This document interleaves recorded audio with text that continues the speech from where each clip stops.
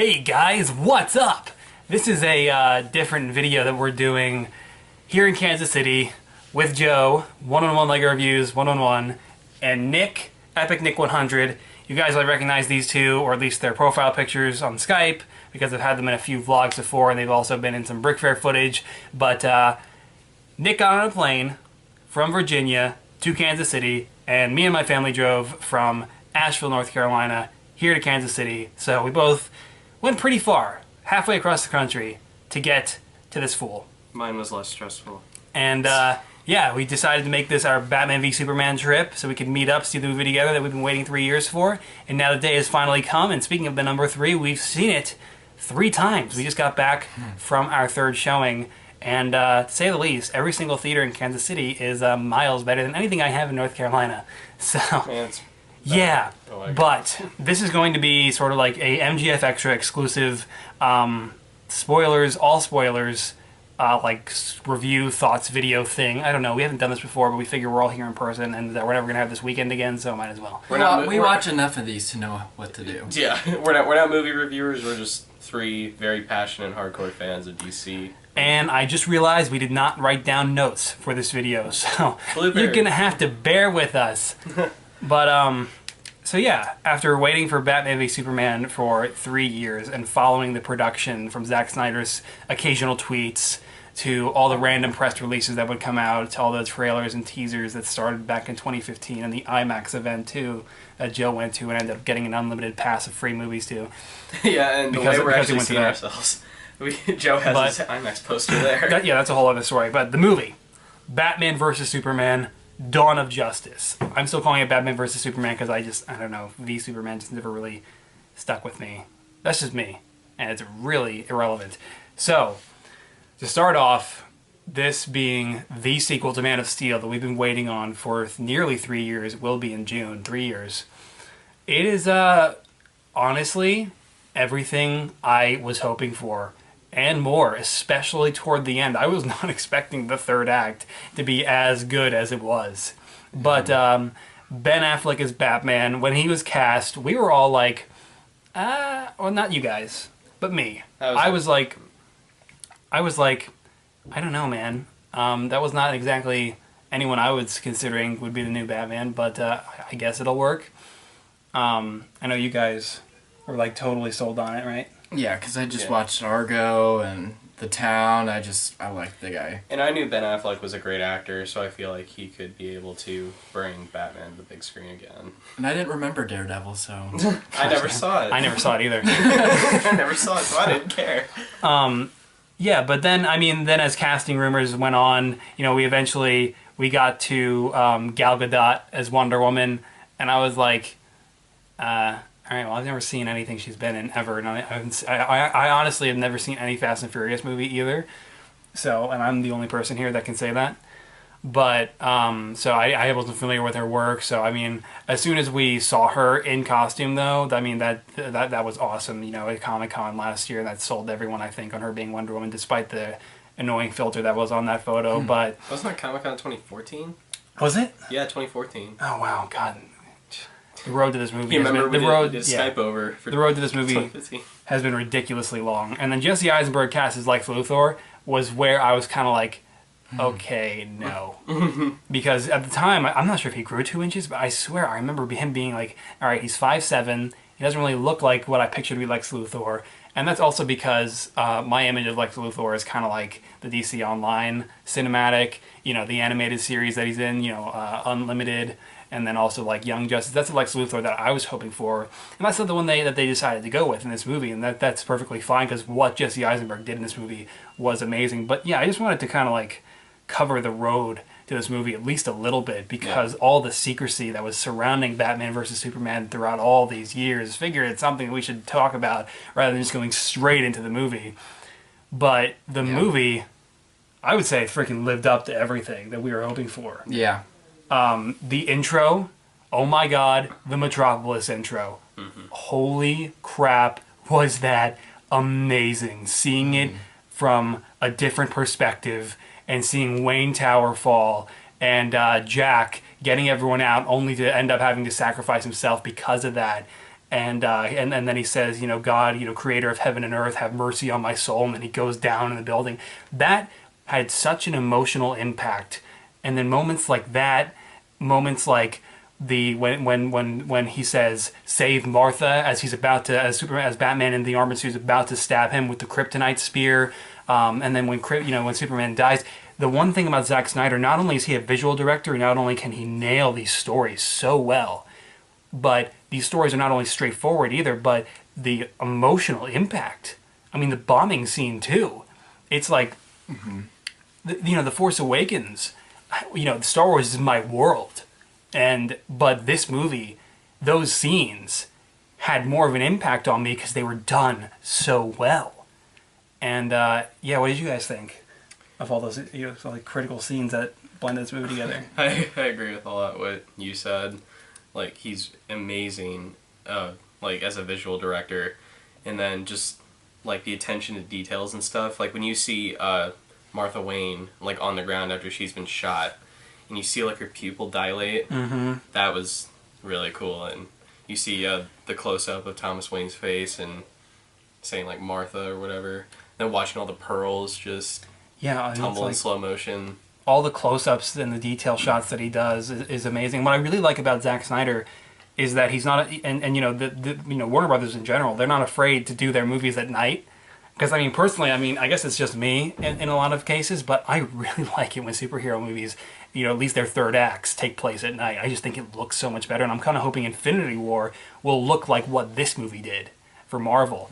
But that's another thing why I think this movie, and all those scenes had such an impact on me because, you go into a Marvel movie, everything's straightforward. Okay, Tony creates Ultron, they're going to fight Ultron to stop him.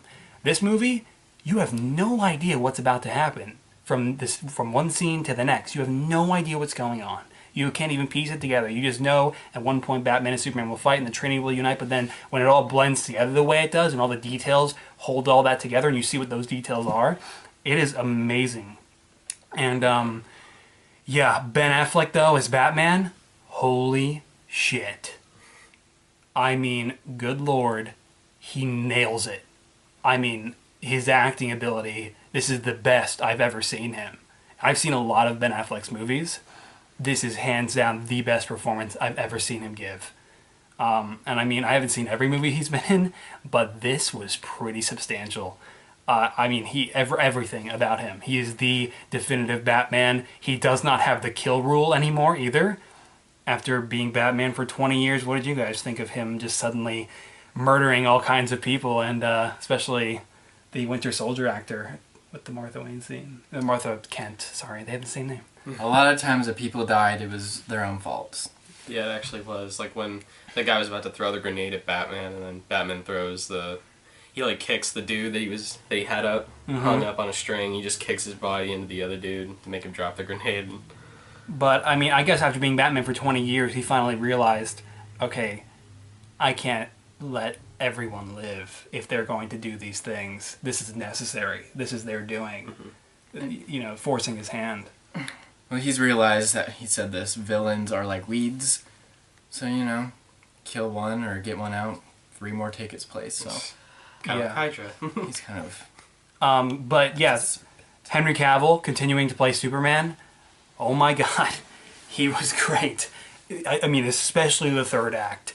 His two of the best scenes for me personally was definitely the fight between him and Batman during that was pretty much, I guess, kind of like the second act. Even though the third act was immediately after with Doomsday. The second and third act were definitely Henry Cavill's best moments in this movie. The build up was great too, but oh my God. So the Justice League cameos, getting those out of the way before we talk about Gal Gadot as Wonder Woman, I thought that, honestly, I did read a couple of rumors that turned out to be true, and then I asked these two, I'm like, I just read something, do you guys want to hear it? And then you guys said yes, and I told you, and it ended up being true with the Flash traveling back in time to apparently not only give Bruce the nightmare vision. Well, to be honest, it wasn't a rumor because it was in the Entertainment Weekly magazine. Which I did not read. I found out about this rumor before that magazine Yeah, well, came out. well, it was a kind of like a confirmation thing from Entertainment Weekly. So basically, Ross told us a rumor that he had no knowledge of that was actually confirmed for the movie. Oh. Well, I think it came out before the magazine, though. I heard, well, there Anyway, was something like so that. the point is, that ended up being real, and it was amazing. Ezra Miller traveling back in time, his Ezra Miller's Flash, Barry Allen traveling back in time to warn Bruce of the future and what Superman will do. And it makes me wonder, okay, if that's the future, Darkseid invading, apparently Darkseid and Superman both destroying the world together, what it looks like, because we see Darkseid's parademons and everything. I'd say that Darkseid kind of mind controls Superman in that episode of what happened in Superman in the animated series. It looked more like free will. It did, because apparently, according to the scene, the Batman killed Lois. And then Barry, as he's trying to keep himself in the future or in the past, while he's time traveling through the Speed Force, he's trying to say Lois Lane is the key and find us, and that you were right about him, and that was so damn cool. And he was physically there too, because the second Bruce wakes up, no idea why he would have been knocked out by it, but when he gets up, the papers behind him are falling down.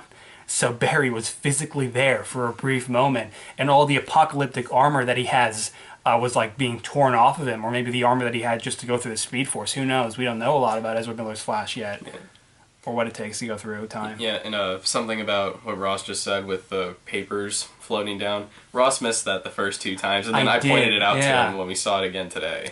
And Aquaman, I had so many people telling me, okay, make Aquaman. Why didn't you make Aquaman? Why didn't you make the Nightmare Batman? It's Why didn't you make Lois, Alfred? First of all, I only have 2 hands. Second of all, the Nightmare Batman suit was really cool, but that was only in one sequence that I didn't really feel like was necessary for me to make an entire figure out of.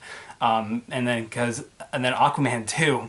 Aquaman was literally, as I said in the showcase video, if he's just on a screen for 10 seconds, I'm not going to make him. And he basically was. Even though that screen was the shot, it was still a screen. It was still 10 seconds. That's not worth me making a figure, so I'm waiting until next year. But the Aquaman cameo was still very cool. Him destroying the drone and then blasting off.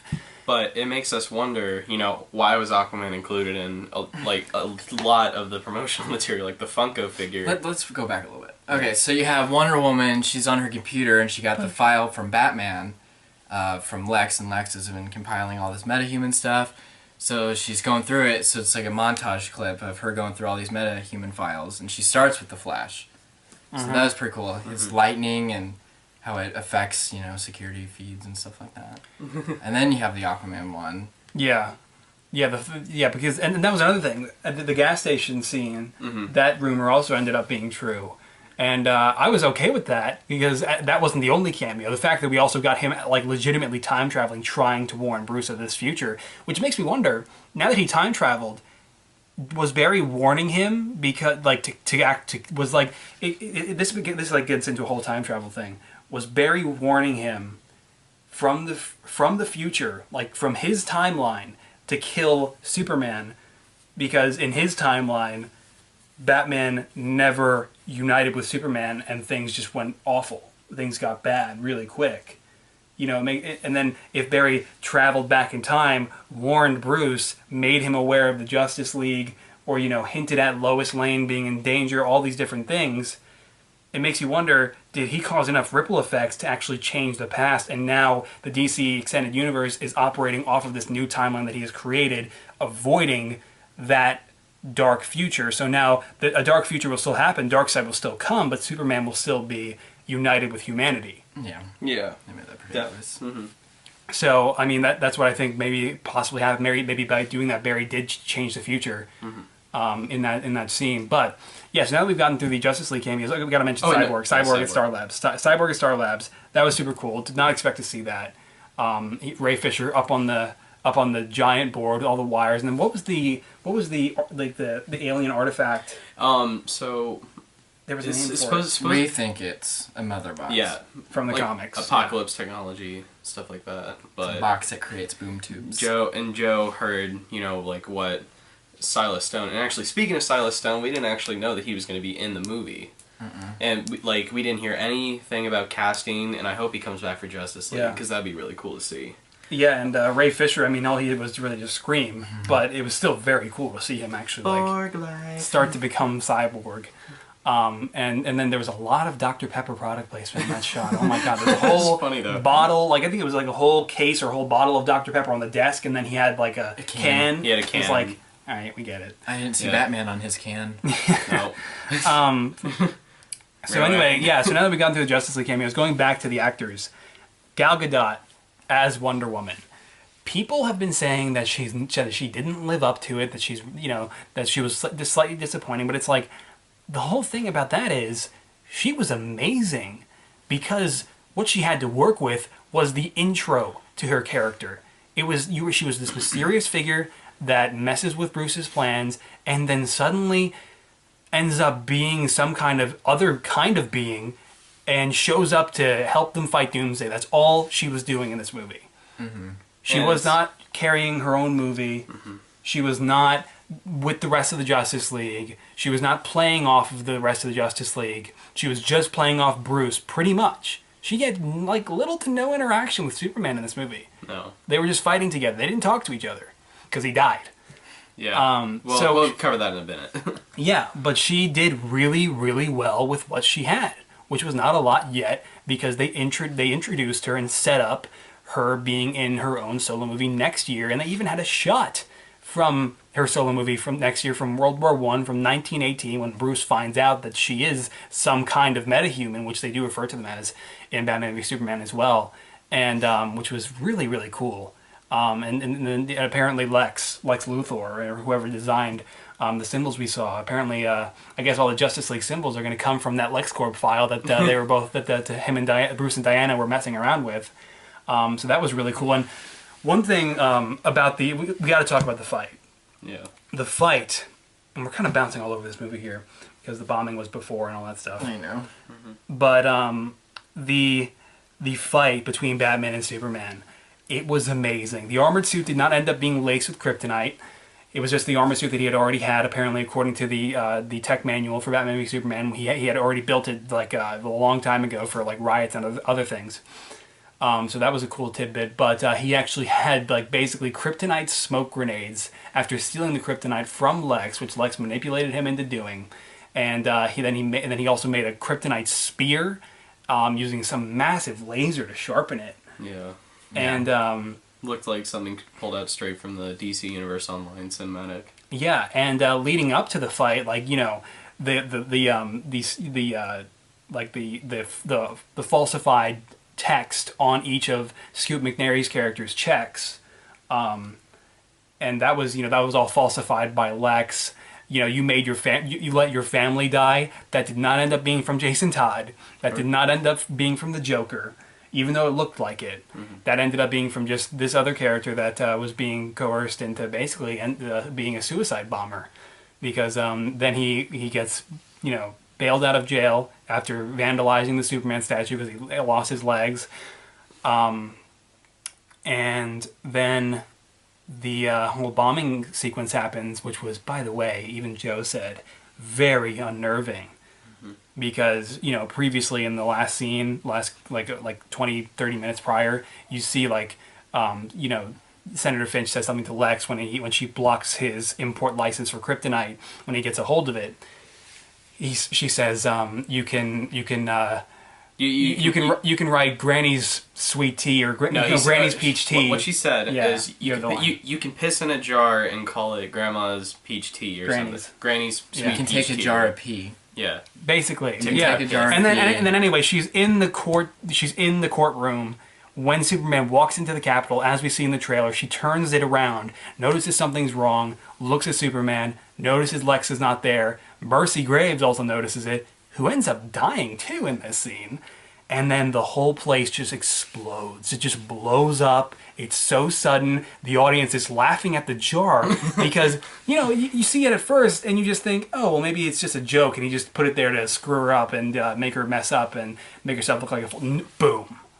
And then everyone shuts up. And we've been in 3 screenings. All 3 screenings, everyone's laughing at it, and then the room blows up, silence. I knew something was up when that was going on. And when that happens every single time, when people feel the same way, people who see it, you know that the director did a great job and nailed exactly the tone he was going for in each of those scenes. And then when it finally got to the fight where Lex's men kidnaps Martha Kent, and then he forces him to go and fight Batman, who, kill him. little to Superman's knowledge, does not know. Superman is not aware that Batman now possesses a mineral that can kill Kryptonians.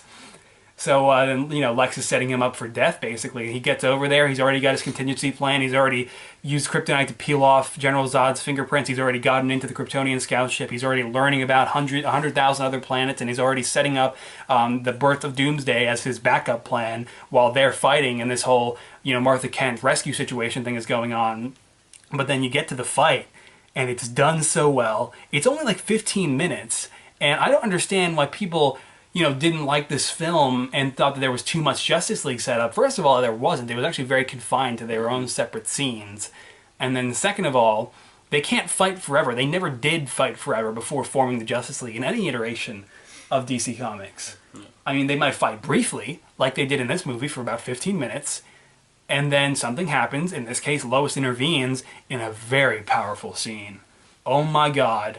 When he finally drags him to that center of that entire like Coliseum type building. You might want to clarify he, because you were just saying he.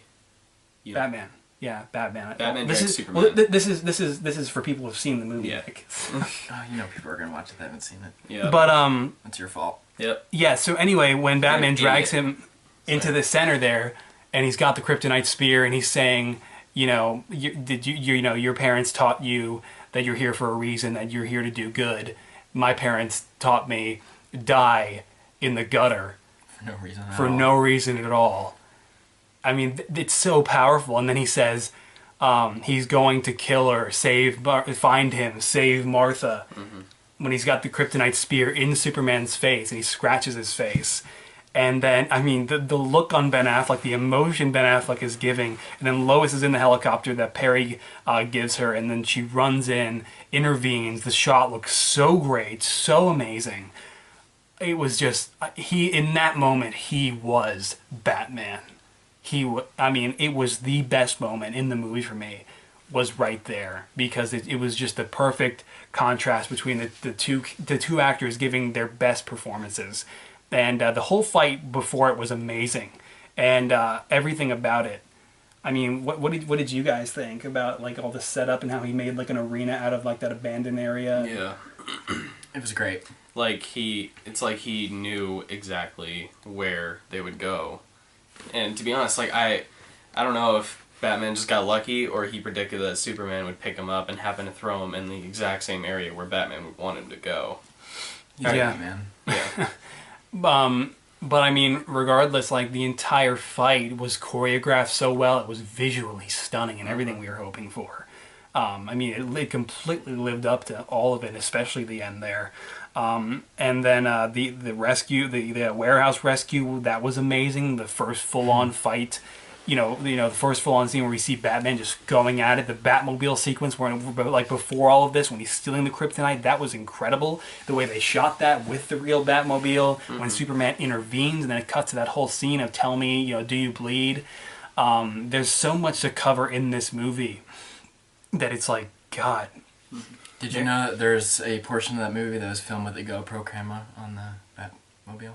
Which portion? When it's going through the... Just gonna crack his poster. There's like the warehouse, and it has like the plastic shingles, and it drives through. That was a GoPro? I noticed Yeah, that's a GoPro. That's pretty awesome. Yeah. Zack Snyder used a GoPro for Batman v Superman. But yeah, so then I'm trying to make sure we don't leave out any major scenes before we get to the Doomsday birth. I do want to cover one thing. Jesse Eisenberg's best moment is when all of this manipulation he's done comes to a head, and finally he's ready to face Superman, and he kidnaps Lois, and all of it comes into play, and his entire plan is going forward, and he's basically forcing Superman to kneel before him. God bends to my will. That was he was amazing through and through. But that was the best moment. That scene, it was shot so well. He gave a amazing performance through the whole thing. And speaking of Lex's manipulation, one side note before we stop talking about how incredible the actual fight scene was. I love it when Batman pulls away the spear, realizes that him of all people, Batman, Bruce Wayne, he of all people was manipulated by someone this entire time to do something that should not be done. Killing someone who does not deserve it. And he just throws the spear out of rage because that has never happened to him. He does not get manipulated into doing such things. No. So that was really well done. I loved that. Yeah. So yeah, you guys want to lead in with the Doomsday fight? What did you guys think? Like in the birth of Doomsday and everything. It was good. I think he looked great. A lot of people say it looks like a cave troll from Lord of the Rings. He did at first. I mean, he does. He's a lot bigger than I thought he was going to be. And also, who cares? And also, to all the people that were talking about like Ross's figure and how it looks different. Yeah. I know Ross probably doesn't want to acknowledge this at all, but you know, it's me saying it. Mm-hmm. So blame me if I interfere with your opinion or something. I probably worded that weird.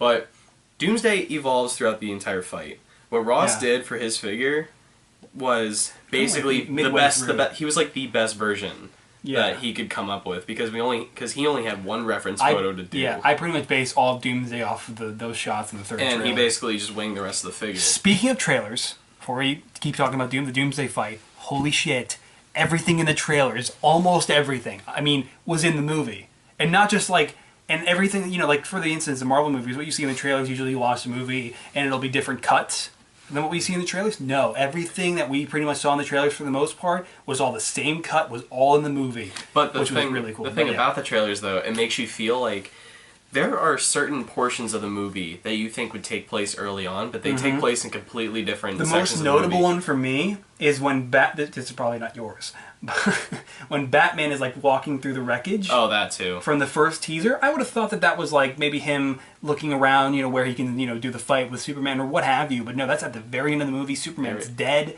and he's walking out of the. I would not have expected that at all in 2015. Yeah, for me, it was when Batman went to go rescue Martha Kent. I figured that whole scene would take place like early on in the movie. I felt like that was when Batman would first be like introduced into the movie. Yeah. I figured like he would have been trying to interrogate some thugs to try to get like knowledge on another like minor character in the movie. And speaking of minor characters, actually, the Russian guy in the movie that he chases after, Anatoly Knazyav, whatever his name Winter is. Soldier actor. Yeah.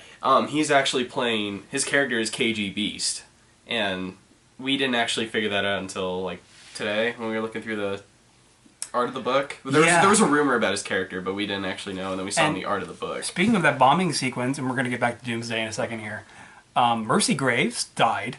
Jimmy Olsen got shot in the head in the beginning and was apparently helping the CIA, and this just it kind of puts into context for you the direction they're going in this movie. All right, next movie, we're focusing on the Justice League themselves. Commissioner Gordon will be there. Darkseid's invading. There's no time for Mercy Graves to be protecting Lex Luthor. There's no time for a Jimmy Olsen running around with Lois. Mm-hmm. So it's focused on the Justice League, on the bigger things. That's what this DC Cinematic Universe is going to be about. So, I mean, at least, even though they're dying off really quick, at least we're getting those side characters, and they are making appearances, even though it's just drastically different than anything we'd expect, which was really sad, too, that Mercy died, because, like, you know, but it didn't seem like she deserved it in this iteration of her character. Well, and to be honest, though, I felt like, even though they are kind of, like, really major side characters to all these major characters, it's like, I feel like it's necessary. It's not necessary, but it's acceptable, I guess. It's necessary to bring them in, and it's acceptable to also bring them out, because at least they were there. Because it's like what Ross was saying. Justice League, like, it's focusing on the Justice League. The movie's now called Justice League with Mercy Graves and Jimmy Olsen and so anyway, Gordon. Plus their deaths meant something. Yeah. They did. Yeah, their deaths did actually, It made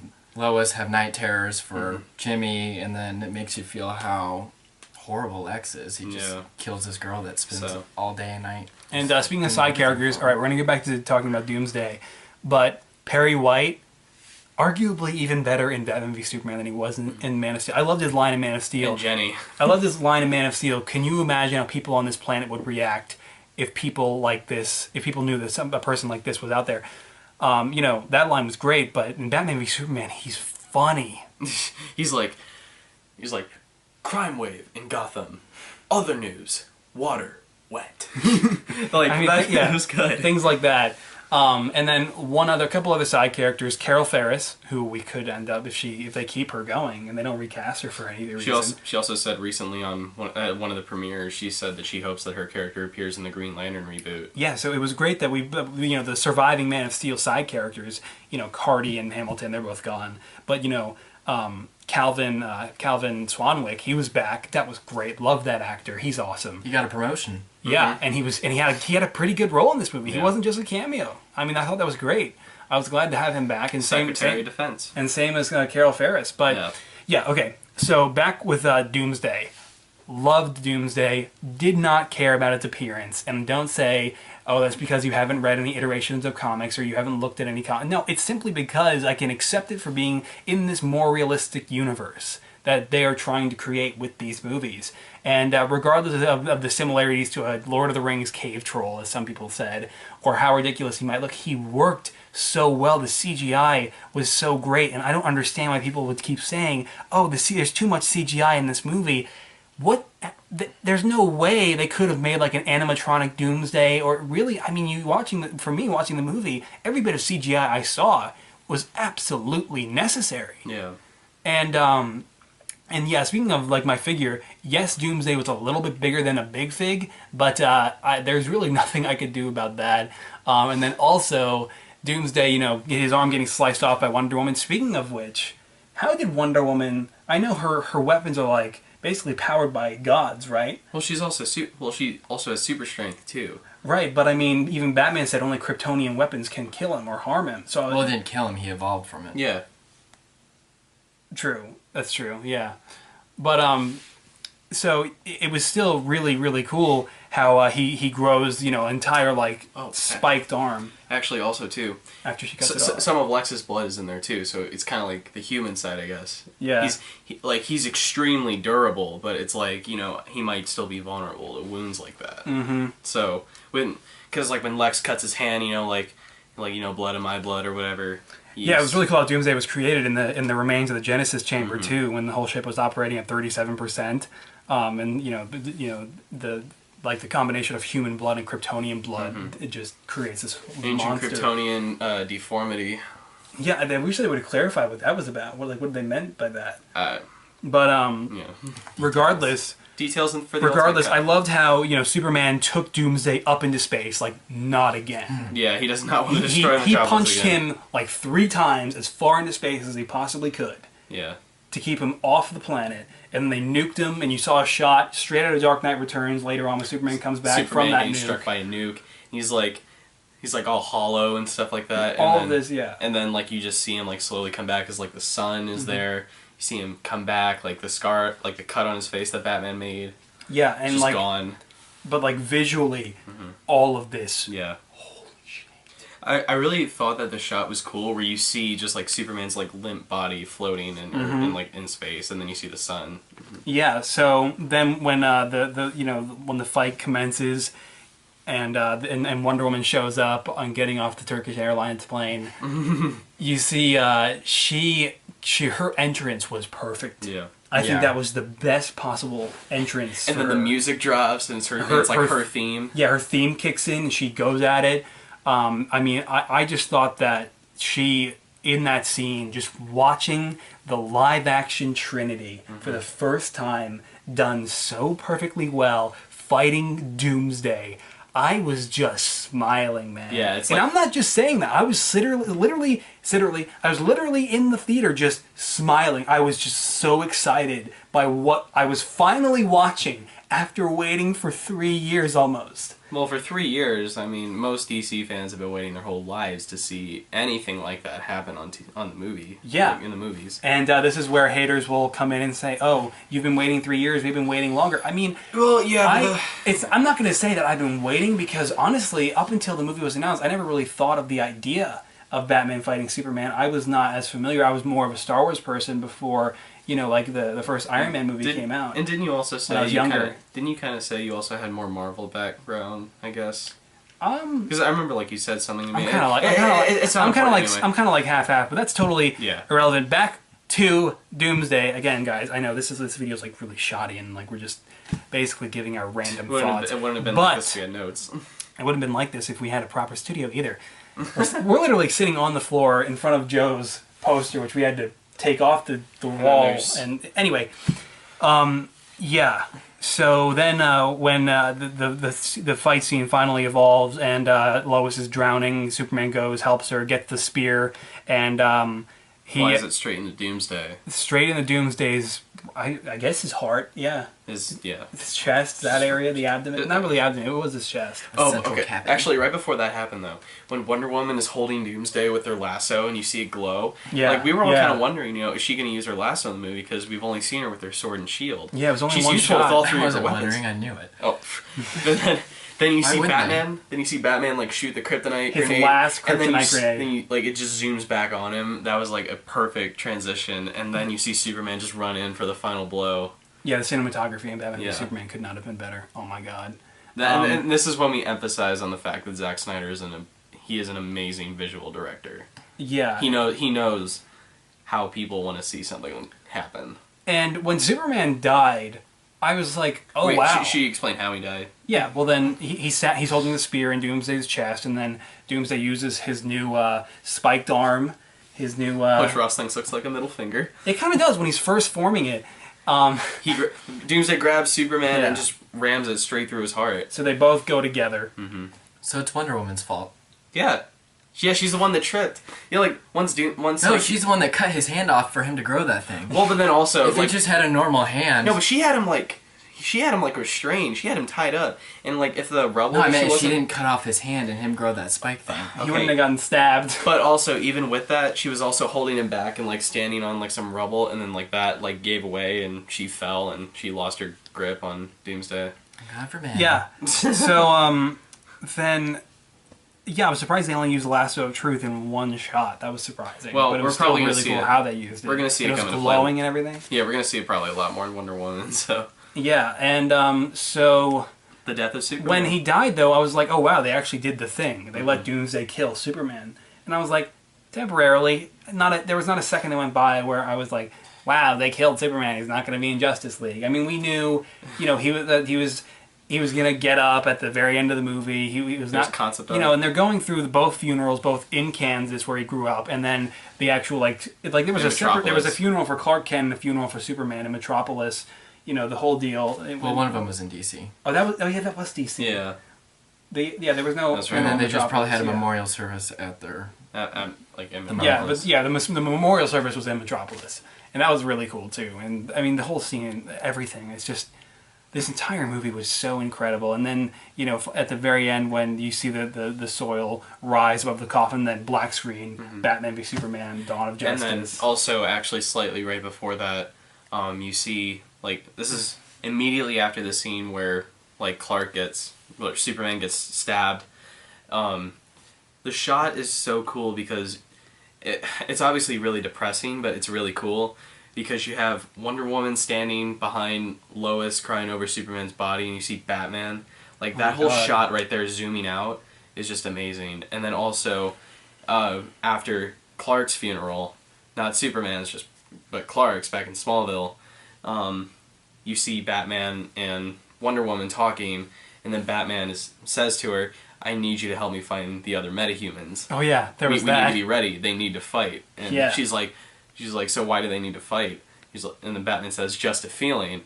Just a feeling. And in my head, I'm screaming, just a feeling? Just a feeling? Like, we've seen parademons. And then this whole Easter egg at the end with Lex Luthor, where he's saying... You know, like the bell has rung and it can't be unrung. Well, he's used to pretty messed up dreams. Yeah. And Lex Luthor, he says the bell has been rung and it can't be unrung. Like, they know that the god is dead. And they've heard it. They know that that he's dead. And he's like, he's hungry. And he's hungry and he's coming, and it's like damn, that scout ship told him about Apocalypse and Darkseid. Probably told him about the Green Lantern Corps. The Green Lantern Corps, all of it, and or at least whatever, however much information he was able to get from however long he was in that ship. So then, when it finally cuts to the like shot in Lex's like father's room, to the painting that he was talking to Holly Hunter's character about. Yeah, it was flipped upside down. And it was flipped upside down. Because it had like the angels and then the devils in the bottom when you first see it, and then Lex at some point flipped it, and it's supposed to obviously like represent parademons. And I'm trying to think of what else to say. I lost my train of thought. But the whole shot was referencing Darkseid. Yeah. That the devil was Darkseid who's going to come down. I mean, who else would he be talking about? I mean, he could theoretically be talking about a Brainiac character, but it seemed pretty direct that he was representing Darkseid. If you see the Omega symbol, you see parademons, and like the whole reference with the painting, like it's obvious that it's Darkseid. Yeah, Darkseid is going to be their lead character for Justice League, I think, at least for part 1. Definitely. Maybe. Well, Superman has or part 2. Back. Yeah, they have to get Superman back first, and like to all of you people saying, it's like Superman is dead, and it's like, no, he's not dead. You see the dirt rise up off the coffin for like a split second, then it cuts, but then you also realize that a couple months ago when they did the DC film special, like they have concept art of Superman in the Justice League movie. With the Justice League. It was never even a question whether he was going to get up out of the coffin or not. But I sure felt like he died for good. Oh yeah, when he died, you feel it. That feeling was like. I mean, he was lifeless for a while, and he was in a coffin. He was dead. And you also know the fact too that Henry Cavill is signed on for Justice League. Yeah. So and also because like it's Superman, you can't kill the most iconic hero like of all time. Exactly. It's basically it's just not though. Yeah, it's not the point, but So then the I cannot believe how amazing Hans Zimmer's scoring was. Him and Junkie XL the entire time. I was blown away. The new themes for Batman. I know not everyone loves Batman's new theme. I think it's great. It's cool. The work he did for Chris Nolan's trilogy is always going to hold a special place, and I think all of our hearts. And speaking of Chris Nolan, executive producer, he's still involved. Yeah, I feel like Christopher Nolan wasn't as involved, though, because I know he was against Kryptonite, and that's pretty much what this whole movie was about. That was a huge plot device. Well, the thing was, he was in the meetings, they planning out for Man of Steel 2, and then Zack Snyder got the idea for Batman, and then they brought in Chris Terrio, and then he kind of, I'm guessing Chris. But they still had to attach their names. Who knows? And he was still involved. And they it's also It was also, I guess, nice of Warner Brothers too, because they got rid of David S. Goyer, and they had to put his name in it because he's still. We all know different things, and you put us together, and then it's like complete. It is DC Retard Fest. So one other thing I want to cover, because I know we're leaving them out, and we're going to leave out a lot of things in this video. We've been sitting here talking for I think almost an hour. Shut up. And this is totally, I'm not even sure how much editing might have to go into this, but Jeremy Irons is Alfred. I mean, I absolutely love Michael Caine as Alfred in the Christopher Nolan movies. He was amazing. But I loved this Alfred, not just for the humor, but because he was a capable Alfred. Yeah. He's working in the Batcave on all this tech. He's not just bringing in plates. He wasn't a whiny little bitch. He was actually Bruce's partner, not his butler. He was his partner. He was piloting the Batwing. He was a really capable and very obviously seasoned Alfred. I thought Jeremy Irons, when he was first cast in 2013, I was like, oh wow, Jesse Eisenberg is Lex. Which, again, wrong. He was awesome. I was holding out faith that he was going to be great, and he was. So I'm glad that was ended up being true. But Jeremy Irons, when he was cast the same day, I was like, sweet. He looks great to me. And my mom was telling me great things from her time when he was, because he came from her time. And, he's awesome. He's funny. Yeah, he's funny. He's serious, and he's trying to, his main thing with Batman or with Bruce is Bruce thinks that Superman will eventually turn evil no matter what. But, Alfred is able to still see the good in people. But Bruce is completely, after 20 years of the Joker, of Gotham, the Rogues Gallery, everything. And they're all still around because it's confirmed that Suicide Squad takes place after Batman v Superman. Oh, is that confirmed? Yeah, that's confirmed. They said it. So Suicide Squad takes place after Batman v Superman. So the Joker is still around. Harley Quinn is still around. Killer Croc is still around.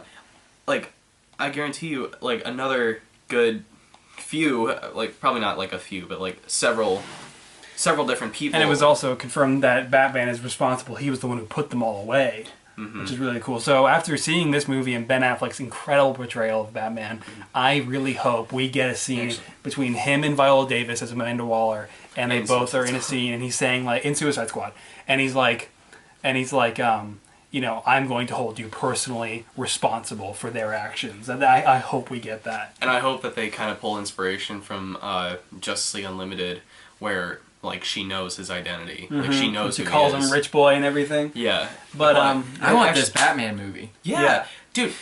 Like if they do a Ben Affleck Batman trilogy, that it's will gotta be prequels though. Because I feel like, where do you go now that he's with the Justice League? And in 20 years in Gotham, everything's already happened. He's already been through all of his villains. He's been through I think have it a work feeling either way. It could work either way because yeah. you still have Batman's villains still like around. I mean, you can do prequel movies, but it's just I prefer the first one to be a prequel. yes, Yeah. or okay, it would be kind of like basically Arrow but a movie, but they do flashbacks. I feel like that would be No. I'm against flashbacks and movies. We like have different opinions. But guys, because it doesn't work in the show. It's not going to work in the anyway, movie. Wait, this is a video about Batman v Superman. What? Okay, one more thing before you end it. What I was going to say, though, too, with the introduction of Batman, we've seen Batman's origin, like, twice, 3 times, whatever. I don't know. In cinematic? Like, history? cinematic. I think more than that. I'm pretty sure that everyone has Batman's origin, like, implanted in their Yeah, mind. so that's We why don't they have to like start at his origin. Yeah, they Yeah, you don't have montage. to start. They Yeah. just, they Maybe 10 montage it. They years sum in. it up real quickly, so it makes you feel like when you walk into this movie, you know, so how do you introduce Batman to this movie? It's like, you don't need to, and Zack Snyder executed that perfectly. It's like, you know who Batman is, you know who Alfred is, and it's like... Go. Just go, just do it. You know who he is. So, in summary, Batman versus Superman. Batman v Superman. Dawn of I'm calling it versus because to me it sounds better. Well, it... I know it's says- v Do we Superman, have to look? Yeah, it says it here, right there. but But this didn't say Dawn of Justice. saying it, This is I know, Batman v. it's just saying it as Batman versus Superman, to me that sounds better and more concrete. And, yeah. So, Batman v Superman, Dawn of Justice, I give the film an 8 out of 10 because, I mean, yeah, I noticed a few scenes here and there that, you know, could have been in different places. Nothing that should have been cut out by any means. It was perfect the way I it think was. everything in the movie needed to be there. And I But- can't wait to see what's going to be in the R-rated cut. And the R-rated But- Ultimate Cut. Yeah, With but Jenna I just Malone. think that certain scenes Everybody. could have been placed in different spots, and that was my real only substantial complaint, if anything at all. And I mean, character motivations I think were there if you actually think about it. I mean, yes, they're not directly explained in any dialogue per se, but if you piece it all together, then it's there. I think that's what Zack Snyder was going for too. Like he's Yeah. You can't be spoon-fed everything. Yeah, Right. No, you have to think for yourself. So anyway, yeah, so Batman v Superman, Dawn of Justice, everything I wanted it to be. The performances from the entire cast, Ben Affleck, Gal Gadot, Henry Cavill, Jesse Eisenberg, all of them it was incredible visually, everything I was hoping for, and so much more. I was blown away by everything I was seeing. The choreography, the amount of time, effort, and work that went into all the detail that this movie had to offer, setting up the DC Extended Universe, and everything that they accomplished in this sequel to Man of Steel was just absolutely amazing. And I think it was definitely worth the almost 3 year wait. It will be 3 years in June on my definitely worth birthday. it. It'll be June 3 years. 13th is your birthday? June 14th is my 14th, birthday. oh. Yeah, so Well, that's happy pretty early cool. birthday.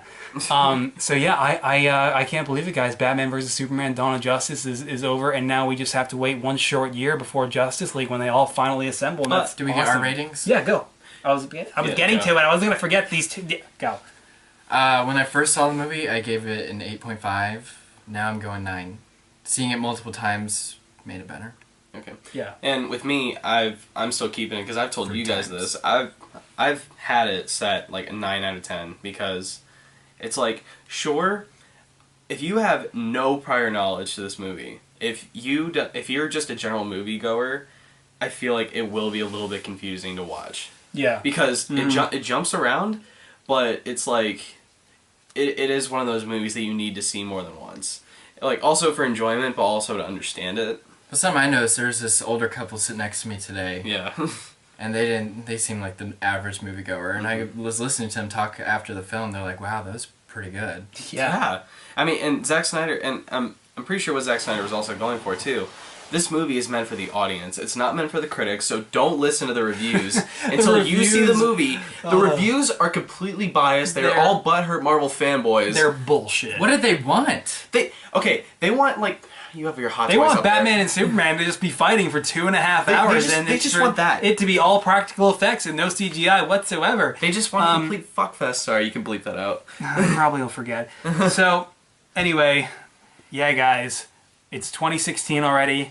Batman v Superman has happened. And we're also seeing Suicide Squad together at Brick Fair, so we get to see both DC movies together. Suicide this year, Squad which is comes amazing. out right during Brick Fair, Virginia, 2016. I feel like So they that's accidentally pretty sweet. started an expensive trend. Oh my god, I hope not. I hope not. No, do you know what I'm talking about? Yeah, I know But what you're anyway, talking about. guys, yeah, so it's 2016. This has already happened. Civil War is in a month. X-Men Apocalypse 2 weeks after that. And then just like a month and a half, 2 months after that is Suicide Squad And Brick Fair. And it's one hell of a year that we are living here. We're in person here in Kansas City, halfway across the damn country, recording this incredibly awkward video as we sit on the floor acting like DC reporters. And it's I'm been pretty halfway great. from my bed. Yeah, like literally Just halfway across the country. right behind the camera, like you 3 can't feet see. from Joe's bed. So anyway, guys, Batman vs Superman: Dawn of Justice. That is it. I hope the movie does really well at the box office. It absolutely deserves it. Zack It will. It Snyder, actually just passed Warner like Brothers. 130 million. Warner I Brothers looked for at the it. second day. Warner Brothers and everyone involved who made this movie happen over all these years. It's been great.